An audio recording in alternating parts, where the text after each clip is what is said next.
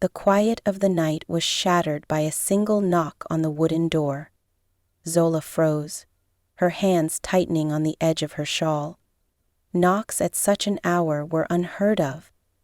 The silence that followed was heavier than the knock itself, pressing down on her chest.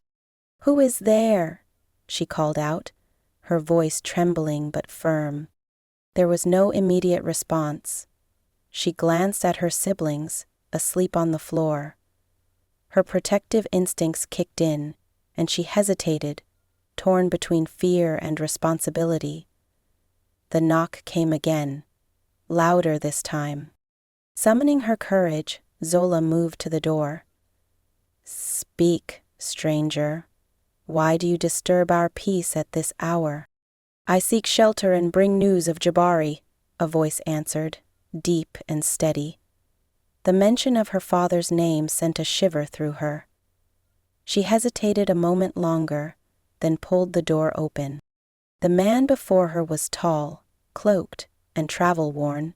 His face was partially obscured, but his piercing eyes held her gaze. Zola's heart thudded in her chest as she stepped back, letting him in without a word. She wasn't sure if it was his tone or the weight of her father's name that compelled her, but something about him felt unshakably urgent. The man stepped inside, his movements slow and deliberate. He scanned the room briefly before turning to face her. "You are Zola, are you not?" "Yes," she replied, her voice low.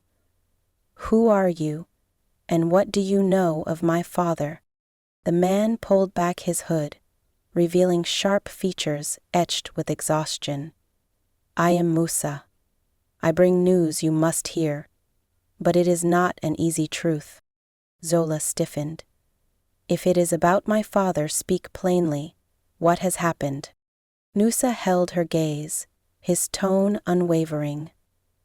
"Your father's actions carry a weight that you do not yet understand. I have traveled far to tell you what he has hidden, and what I say will change everything you believe about him." Her breath caught. "What are you saying?" "My father is an honorable man." Musa's eyes softened, but his words remained steady. "Honor is a heavy word, Zola. It can break under the weight of choices. Sit. You need to hear this." Zola's hands trembled as she gestured for him to sit by the fire. Her heart was pounding, her mind racing with questions, but she said nothing. The room seemed to grow colder as Musa settled into his place. "What I tell you is not meant to destroy, but to reveal," Musa said, his voice calm but heavy with meaning. "It is a truth your father has kept hidden, and it is time you know."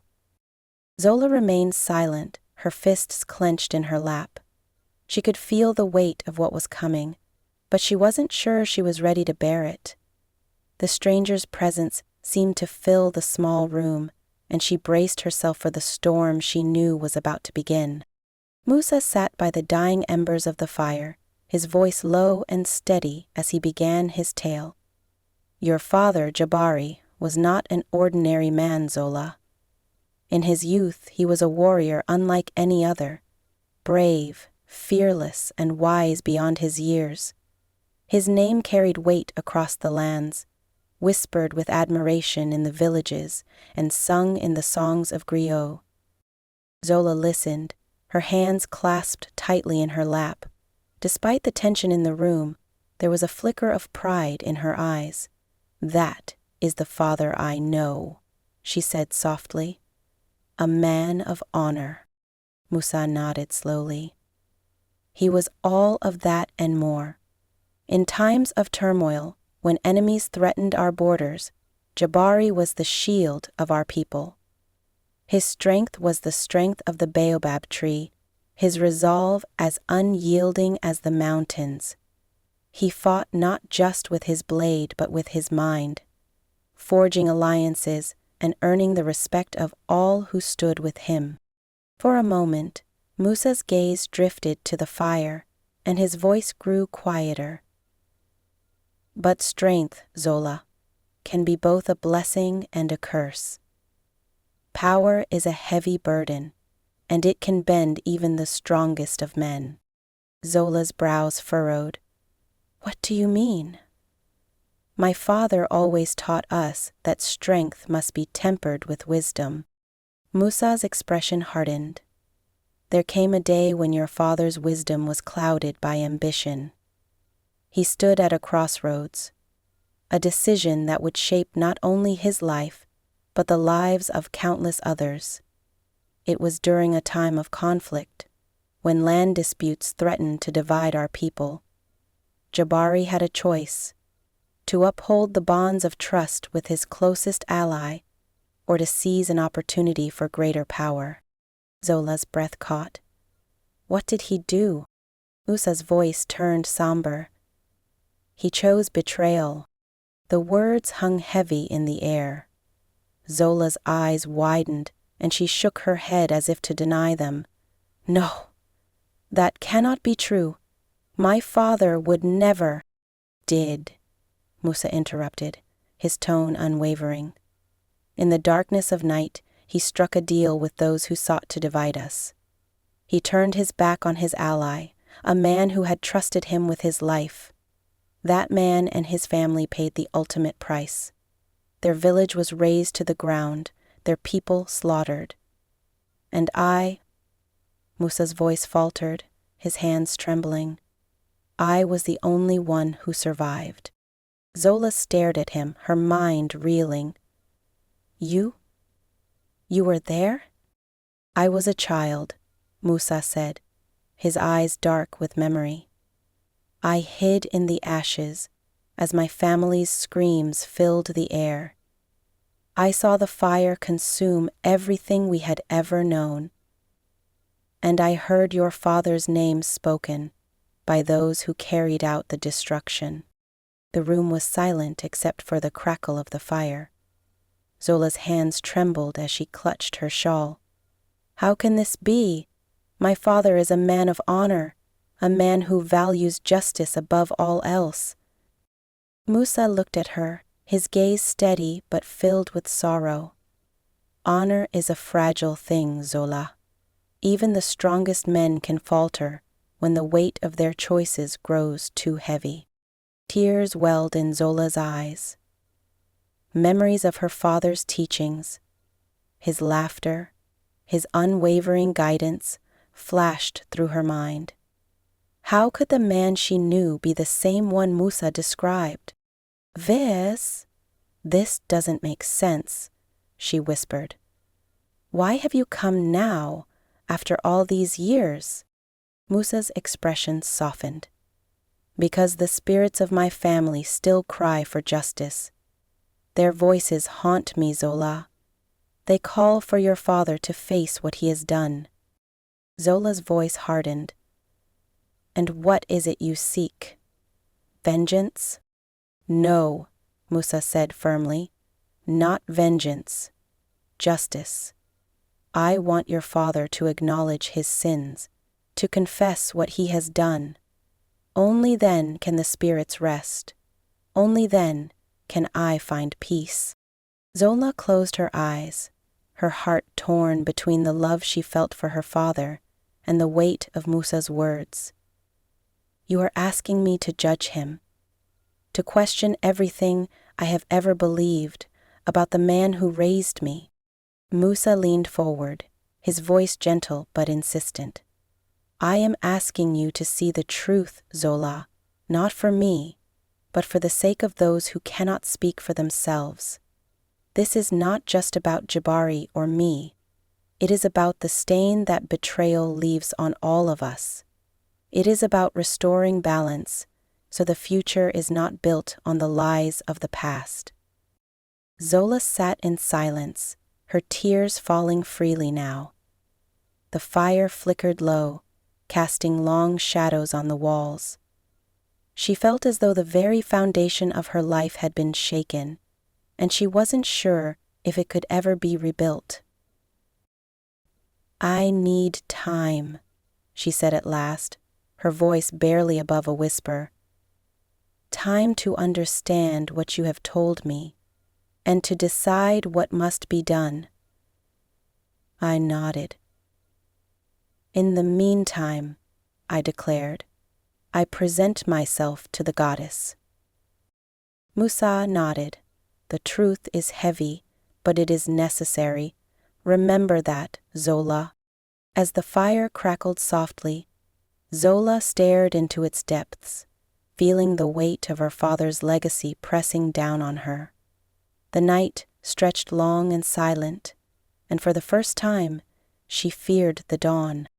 The first light of dawn crept over the horizon, washing the village in hues of gold and amber. Birds began their morning songs, but for Zola, their melody brought no comfort.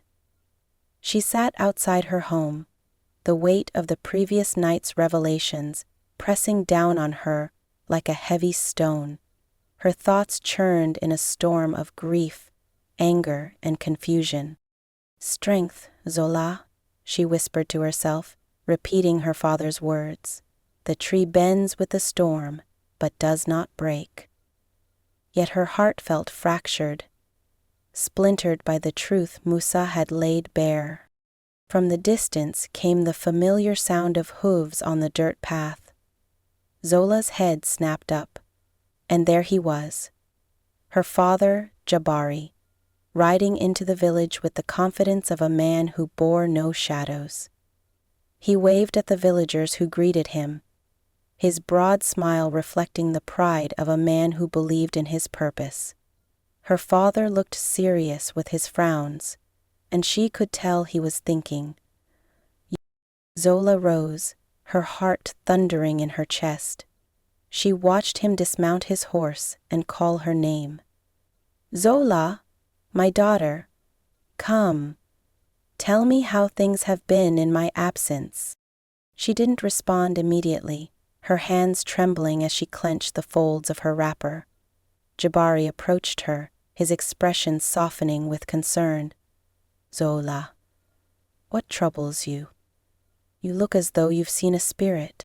"Perhaps I have," she replied, her voice tight with emotion.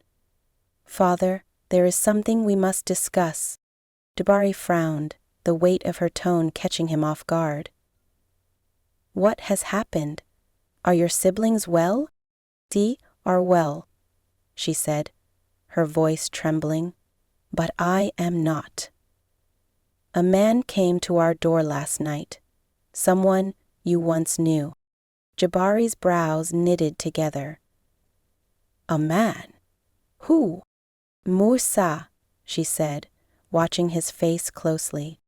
At the mention of the name, Jabari's expression shifted, subtle but enough for Zola to notice. His shoulders stiffened, his eyes darting away for the briefest moment. "I do not know this Musa," he said quickly. "What did he want?" "Justice," Zola replied, her voice cracking with the weight of the word. "He came with a story of betrayal and bloodshed. He told me of a man who turned on his ally, who destroyed a family and left a village in ashes. That man, he said, was you." Jabari's face paled, and he took a step back. "This is nonsense, Zola. You should not listen to the words of a stranger." "Do not lie to me," she cried, her voice rising.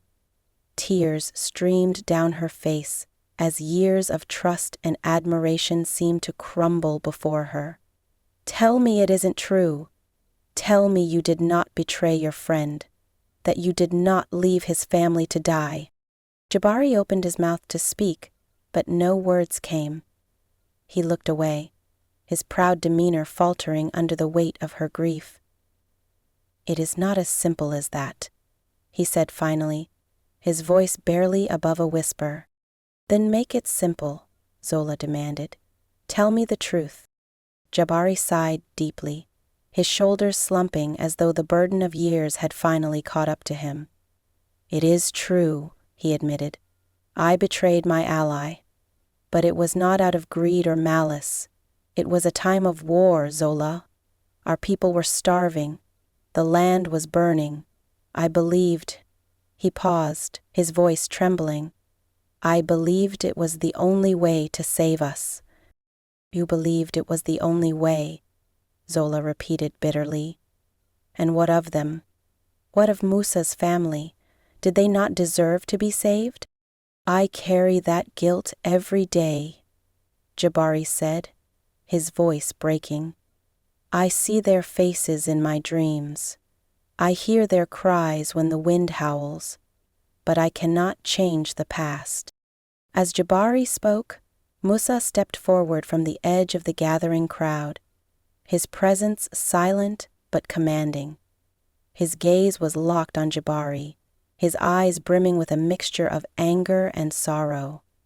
Then change the future, he said, his voice cutting through the air like a blade.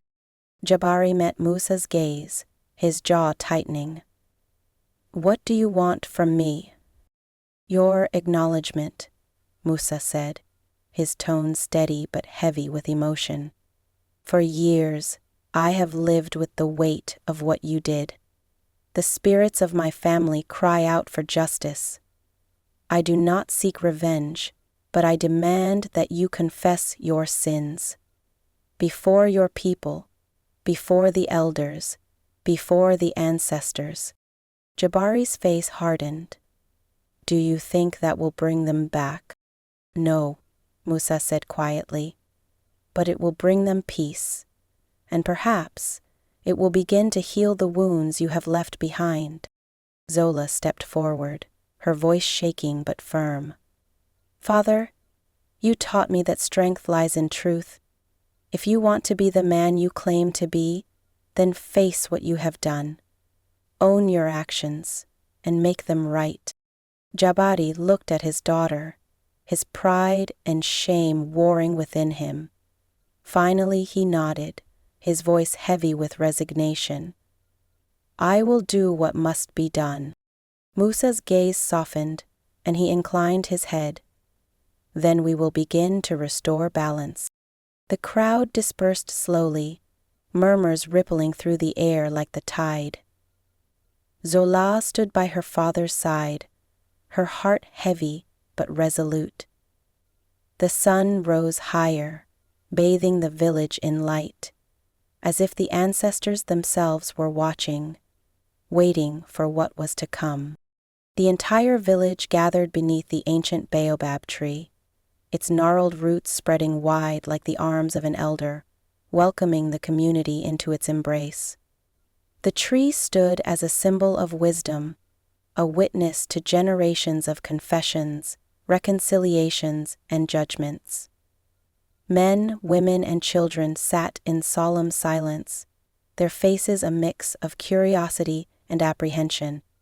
The air was heavy, the weight of anticipation pressing down like a storm cloud about to burst. Jabari stepped forward, his steps slow and deliberate. The proud warrior of old seemed diminished, his shoulders stooped under the invisible burden of guilt. He paused, looking out at the sea of familiar faces, his gaze lingering on Zola, who stood near the front with tear-filled eyes. My people, Jabari began, his voice trembling. I stand before you today, not as a leader, but as a man burdened by the truth I have carried for too long. There are actions I took in the past, decisions I made, that have left a stain on my soul, and there is a shadow over who I was. It has left a stain on my soul. A murmur rippled through the crowd, but the elders raised their hands, calling for silence. Jabari continued, his voice growing steadier. In a time of great turmoil, when our land was gripped by hunger and war, I betrayed the trust of my closest ally. I made a choice I thought was for the greater good, but it cost a man his life, his family, and his village. The destruction that followed, it is a wound I cannot heal. He paused, his head bowing low. I admit my guilt. I betrayed Musa's family, I betrayed my honor, and I have carried this shame like a stone tied to my spirit." The crowd sat in stunned silence, the weight of Jabari's confession settling over them like a heavy fog. For a moment, no one spoke, the enormity of his words sinking in. Then, the eldest of the village council rose, his voice firm yet measured. "Jabari, your courage in speaking the truth cannot be ignored," the elder said. "To admit one's mistakes before the ancestors and the living is no small thing, but the harm you caused has left a scar not just on you, but on all of us. There must be atonement to restore harmony." The elders huddled briefly, their whispers blending with the rustling leaves of the baobab. When they turned back to face Jabari, the eldest spoke again. "You will perform the ritual of cleansing to honor the spirits of those you wronged and seek forgiveness from the ancestors. Only through this act can balance be restored." Jabari nodded solemnly. "I will do as you command." The village spiritual leader stepped forward, carrying a calabash filled with water and bundles of sacred herbs. He motioned for Jabari and Musa to kneel before the tree. Smoke rose as the herbs burned, their fragrant tendrils curling upward like prayers to the heavens. The spiritual leader chanted, his voice rhythmic and resonant, calling on the ancestors to witness the act of reconciliation. Musa knelt beside Jabari, his expression unreadable as the ritual unfolded. Bowls of water were poured over their hands, symbolizing the washing away of sins. Talismans were placed before them, each representing the lives lost and the bond that was broken. The spiritual leader's chants grew louder, the air vibrating with their power. As the final chant echoed beneath the tree, Musa turned to Jabari. His voice broke as he spoke, the weight of years spilling out in his words. "I have carried anger in my heart for so long, Jabari. I blamed you for everything. And while I cannot forgive, today I choose to forgive. Not for you, but for the spirits of my family, and for myself. Samari Kiyamiko." Jabari looked at Musa, his eyes glistening with unshed tears. "Your forgiveness is more than I deserve, but I will spend the rest of my life honoring the lives I destroyed. I am truly sorry." "Me too." The two men clasped hands, their gesture a symbol of reconciliation. The village erupted in song, the melodies rising to the heavens in celebration of the peace that had been restored. Children danced around the tree, their laughter weaving through the solemnity, like sunlight breaking through clouds. Zola stood back, her heart swelling with a mix of emotions. She stepped forward, placing a hand on her father's shoulder.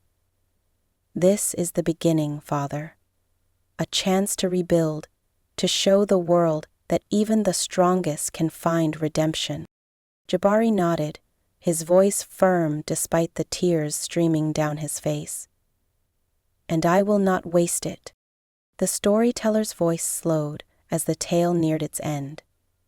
"And so, my children, the village was reminded that strength is not found in perfection, but in the courage to face one's mistakes. The baobab tree bore witness to a moment that would echo through the generations, a story of forgiveness, redemption, and the unyielding power of truth."